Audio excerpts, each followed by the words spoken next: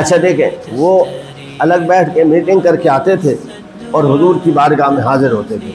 وَإِذَا جَاءُوكَ حَيَّوْكَ بِمَا لَمْ يُحَيِّكَ بِهِ اللَّهُ، حضور کو آ کے سلام کرتے، سلام میں لفظ وہ ادا کرتے کہ ان لفظوں کی اللہ نے اجازت نہیں دی. وہ حضور کو السلام علیکم کہنے کی بجائے کہتے تھے السلام علیکم.